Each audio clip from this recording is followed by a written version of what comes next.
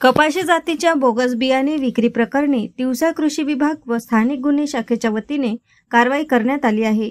31 मे शुक्रवार रोजी दुपारी 2 वाजताच्या दरम्यान गुरुकुंज मोझरी नजीक महामार्गावर कपाशी बियाण्यांची विक्रीच्या उद्देशाने वाहतूक करणाऱ्या दोघांना अटक करण्यात आली आहे। यावेळी चारचाकी वाहनासह 11 लाख रुपयांचे बोगस कपाशी जातीचे बियाणे जप्त करण्यात आले। तर या प्रकरणी दोघांना अटक करण्यात आली असून विविध कलमान्वये गुन्हे दाखल करण्यात आले आहे।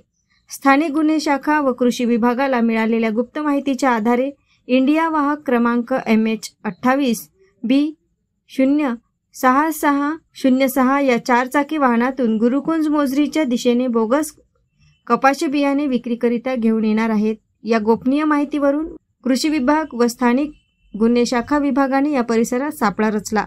या दरम्यान यावेळी ते वाहन गुरुकुंज मोझरीच्या दिशेने येत असल्याचे लक्षात येताच या वाहनाची झडती घेतली असता यात प्लास्टिकच्या पोत्यात अंदाजे 154 पॅकेट्स कपाशी बियाणे आढळून आले।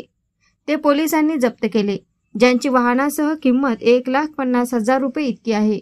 या प्रकरणी आरोपी अशोक गुलाब भाटे वय वर्ष 37 राहणार अमरावती व शिवप्रकाश जनार्दन तायडे वय वर्ष 38 राहणार नांदुरा यांच्या विरुद्ध प्रवीण खर्चे मोहीम अधिकारी जिल्हा परिषद अमरावती यांच्या तक्रारीवरून महाराष्ट्र कापूस बियाणे कायदा 1966 अधिनियम भारतीय दंड संहिता 420 अंतर्गत विविध कलमान्वये गुन्हे दाखल करण्यात आले आहे।